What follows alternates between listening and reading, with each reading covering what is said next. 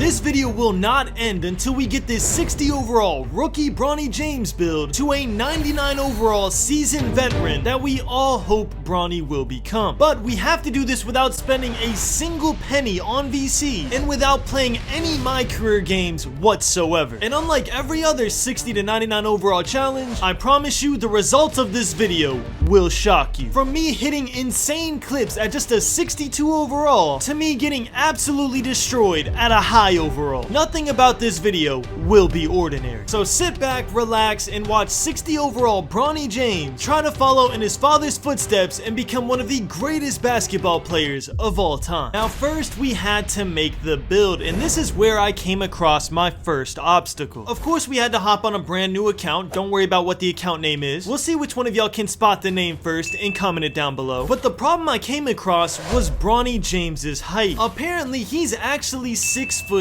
which was surprising to me because throughout his college career he was always listed at 6'4". So I was under the impression we'd be making a 6'4" build, but we're gonna be going off his official listed height on the NBA roster, which is 6'2". Then to follow that up, we went with a weight of 217 pounds and a 6'7" wingspan. That way we could get the strength and defense required to make a two-way Bronny James build. Now let's get this straight right now. The build you're seeing on the screen is not Bronny James. Bronny James in NBA 2K25 is a 68 overall. The build you're looking at right now is Bronny James at a 99 overall rating, aka what we hope Bronny to be in the future. This is Bronny James now, a 60 overall rookie with a bright future ahead of him. And right away you can see how hard this challenge is going to be. We have a whopping 63 point rating, 34 pass accuracy, and a 65 speed on a 6'2" point guard build. Yeah, these stats are atrocious, and I'm not trying to stay in the trenches for too long, so I hopped on my account to see how much VC it's actually gonna take to get the build to a 99 overall, and the answer did not make me feel better. 374,795 VC. To put that in perspective, you get around 300 VC for every park win. So if we played strictly park for the entire challenge, it would take us 1,250 games to hit 99 overall.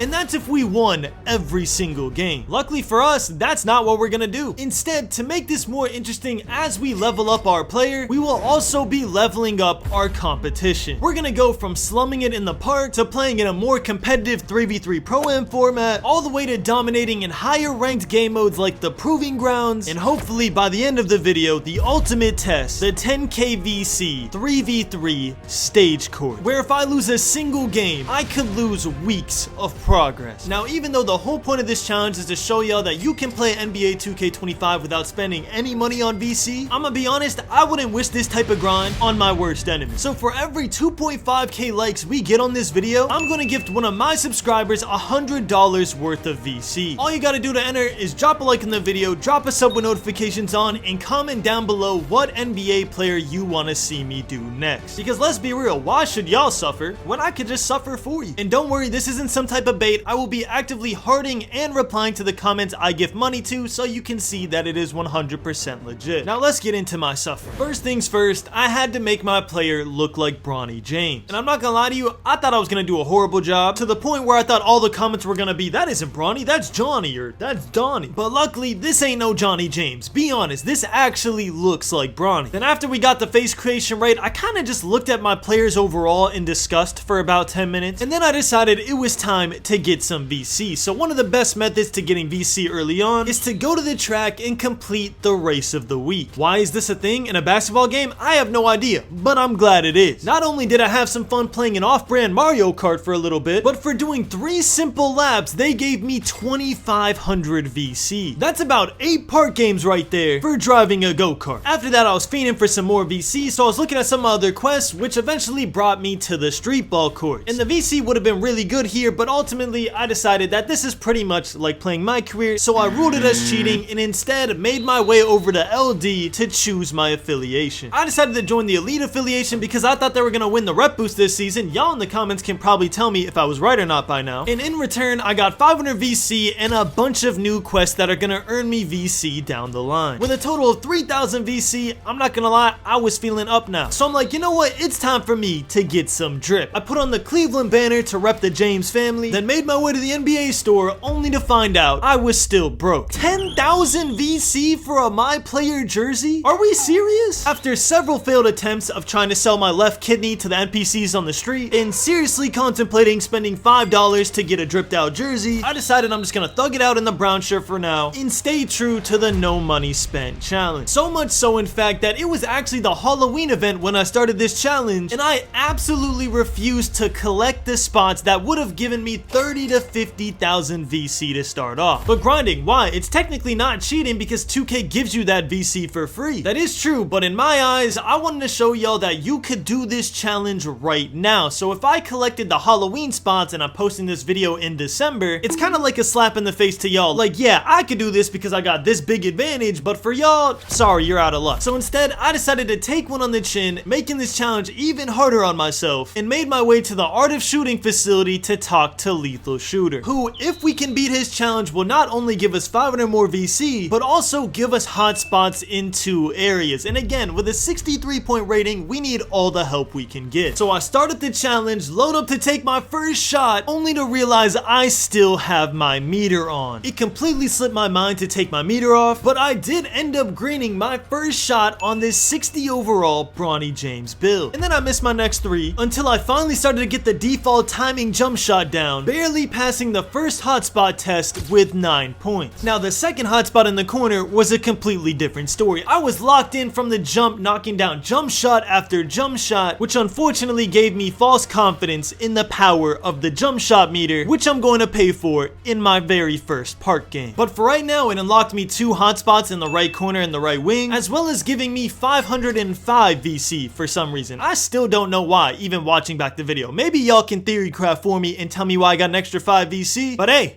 I'm not complaining. I started to look at what upgrades I could potentially get with 3,505 VC, but ultimately it had been a long day, so I decided to just redeem my level 1 season rewards and call it here, as this was just a setup day. The real day 1 starts tomorrow. And here we are, y'all, on our official day 1 of the challenge. We are 60 overall with abysmal stats. But on the bright side, we have 3,500 VC and a free wheel spin for the day, where we could technically hit 1 million VC right now, effectively ending the challenge right here. Unfortunately, I'm not that lucky. Instead, we got 10 jump shot boosts, which is actually going to come in handy considering we have a 63-point rating right now. And because the week technically reset today, we are also able to do our race of the week to get us another 2,500 VC. Now sitting at 6,000 VC before our first park game, we have some decisions to make. We could literally go from a 59 perimeter defense to an 85 right here and now. But ultimately, I decided to upgrade my 3-point shooting first. And even though I could technically upgrade it to a 72 overall rating, I decided I wanted to be a pure 60 overall in my first park game. So instead, I upgraded my 3 to a 68 overall rating, saving around 2,000 VC for later. And trust me, even though it seems like a small upgrade, those 8 attributes are going to come in clutch, especially because I'm using default small as my jump shot to start this challenge. And because of the false confidence Lethal Shooter's challenge gave me, not only am I using default small, but I'm using default small with my jump shot meter on. Yeah, this first game's gonna be interesting. And to make matters even worse, my very first park game, I'm playing against a purple tier in his squad. Will Bronny James rise up to the challenge and prove all the haters wrong? Bro, no, I'm a 60 overall. After figuring out how to change my camera angle, I sat my Bronny go lucky self in the corner and practically watched the first game of my career go by. I sat there all game waiting for my moment, and then it finally came. I get dotted in the corner, pull up for 3, my defender jumps, and I miss my very first 3 of my career. Listen, bro, I don't know what type of scouting report they dropped, but Bronny James is not gonna be lethal out the corner his first game out. Why are they hugging me? I try to force one more 3 up over him just to see if I could get lucky and get a crazy green off rip. It doesn't happen, but we win the game even though I finished it with a Tony Snell stat line. Hey man, I might have not contributed in my first game out, but I showed up and collected my 235 VC paycheck, which means means we made progress, and that's all that matters. Game number 2 was a little different. I have a 7-footer guarding me. He is too big and slow to guard me in the corner. He leaves me wide open. I brick it. But I understand it now. I get a second chance, and I green my very first 3 of the challenge with Bronny James using a default small jump shot while having a 68 3-point rating. And what's that saying again? All I need is to see one go in. 14-14, clutch shot in the corner, and Bronny James knocks it down. Just ignore the field goal percentage in the top right, okay? 21-20, game on the line. I'm praying they don't give me the ball to ice this game, and luckily they don't, and we win the game, continuing our undefeated streak and securing ourselves another couple hundred VC, which I then decide to use to upgrade my 3-point rating to a 74 overall, making our new overall a 61. And who knew upgrading your 3-point rating from a 68 overall to a 74 overall would turn you into prime Steph Curry? Because after that small upgrade, I came out the gate sparking threes this game. I was knocking it down in the corner, the wing. I even made a 3 off the dribble as a 61 overall brown shirt. I don't know, bro. This game, I was feeling like a whole new man. I finished with 5 threes, shooting a respectable 50% from 3 with 0 badges. And you would think after a dominant performance like that every game from now on would just be me sparking it, right? But actually, this is where the inconsistency starts to show. The next game, literally all I did was knock down a midi with a 53 mid-range rating, by the way. We ended up winning another close game, but I had 0 impact throughout the whole thing. But then the game after, I sparked nearly every 3 I take. I was lights out this game. So my biggest problem so far with this challenge was learning to be okay with having these wishy-washy type games. One game, I'm absolutely worthless, as I should be at a 61 overall. But then the next game, I'm the best two-way player the 2K community has ever seen. Something about having 2 points and 1 assist the game before, and then randomly going off for 15 points, going 5 for 9 from 3, will really mess with your mental. Realistically, I should just be happy that I'm able to score some game, because if y'all don't know, at a 61 overall, you're really not meant to be able to do anything. So the fact that I can catch and shoot and get some greens even with no badges is a blessing in itself. But man, I'm impatient. I'm trying to get to the point where I can carry games by myself. The only thing that was getting me through this time was picturing how dominant this build is gonna be when I get to 99 overall. And the only way I'm gonna get there is if I take it one game at a time and just try to be as efficient as possible. In games like this one, it feels like I got default small all the way down, going 3 for 4 from 3 when my top stats are a 76 3-point rating, a 65 speed, and a 61 driving dunk is honestly insane, especially considering I'm doing it with default small on push. But I'm tired of all these jump shots. It's time for Bronny to get his first dunk of the challenge, throwing it down and showing y'all a glimpse of what's yet to come. Trust me, when I'm around an 85 overall, this small first step of getting a wide open dunk is going to turn into an insane poster where my defender ends up on the ground. I start off the next game with my first walk back 3 off the dribble, but after 2 atrocious shooting performances back to back and another insanely close win, I decide it's about time we switch things up. We are currently 9-0. I'm trying to go my first 10 games undefeated. So right before the game starts, I try to upgrade my 3-point rating, which is going to give us an animation that we desperately need, but then unfortunately, the game just starts. Mentally checked that I didn't get my upgrade off before the game started. I still had to try my best to lock in. I knocked down a 3, got a couple assists, and finished off the game with another Bronny dunk, closing out an 8-game win streak and our first 10 wins of the challenge with an undefeated record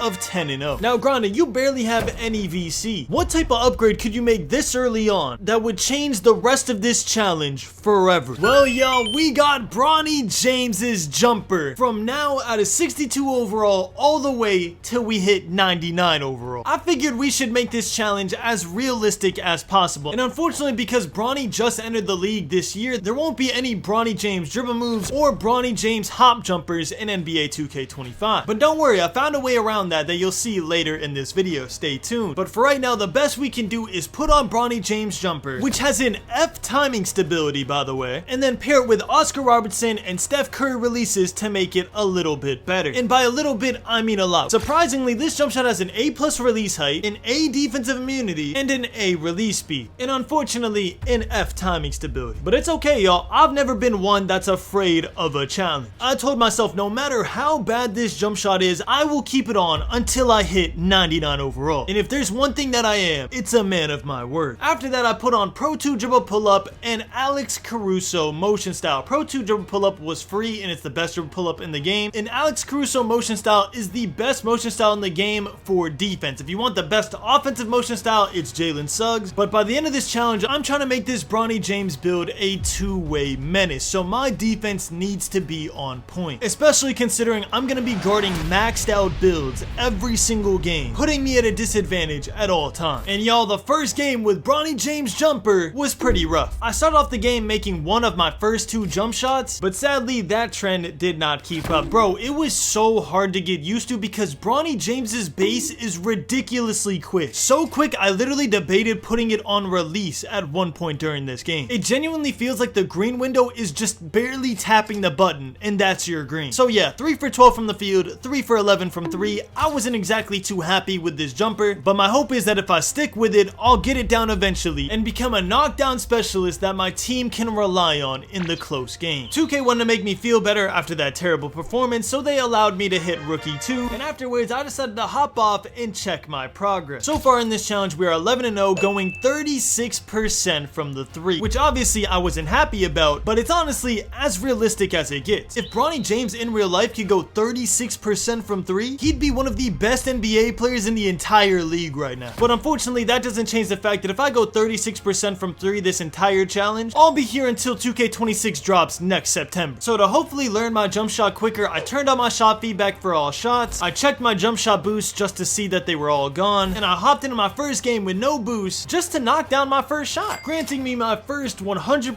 3-point percentage of the entire challenge. And something about that 100% must have sparked some confidence in me, because I'm going against a 99 overall in this game, and I did not care in the slightest. I was sparking threes left, right, and center. Turning on shot feedback was easily the best decision I could have ever made. Anytime I get a slightly early, okay, I gotta hold it longer. Anytime I get a slightly late, alright, let's tone it down a little bit. That small trial and error led me to start grinding more consistently, giving me a 5 for 9 from 3 performance. Now at this point, we've talked a lot about all the things that are making this challenge hard on me. Not having jump shot boost, not having Gatorade boost, not having any badges, being a 60 overall with a low 3-point rating, having to guard 99 overall maxed out builds with no speed, no acceleration, just a bunch of challenges I'm already facing. But we haven't talked about all the positives I have going for me that are helping make this challenge so much easier. And the number one thing that makes this challenge a million times easier is my access to good teammates. In this game right here, we are playing against a full squad that clearly knows what they're doing. If I didn't know a good point guard and center that could carry me through these games, I would be absolutely miserable. I mean, sure, I can try and contribute every time I can, but realistically at a 62 overall, I am not gonna make much of a difference in these nail-biter games. Like genuinely, some of these games where a full squad of purples pull up, I literally have a Tony Snell zeros across the board stat line, where I'm basically just playing cardio simulator, running up and down the court. But that's gonna happen. What can my team expect me to do at 62 overall? I'm basically a pure useless. At this point in the challenge, I am a two-way liability. The only positives I can contribute is trying to guard my guy the best I can and knocking down my shots every chance I get, which in this next game is exactly what I do. After back-to-back games of doing absolutely nothing, I was fiending to put up some stats. Y'all gotta understand, a lot of teams' game plan when they see a 62 overall is leave the 60 wide open and we'll live with the result. And I can't even blame them. I would do the exact same thing. But once they realized that that wouldn't work on me, they tried to run out and contest my 3, leading me to make my very first tight green of the challenge at just a 62 overall. Bro, making that shot is insane. It actually led me to realize that I unlocked Bronze Deadeye, Bronze Set Shot Specialist, and Bronze Mini Marksman somewhere in my first 15 games. And I think we can all agree I definitely put all 3 badges to use in that possession. And the confidence that tight green gave me was unmatched, because the next game was my very first close game that I actually contributed in. Both teams are trading threes back and forth. It's gonna be a nail biter down to the wire type game. And then at 16-16, my lack of speed and lack of perimeter defense shows as he makes a 3 right over my hand, and it still says open even though I tried my absolute hardest to get there. And after seeing that, I should have known that a bait from me wouldn't work. He pulls up once again at 19-18, ices the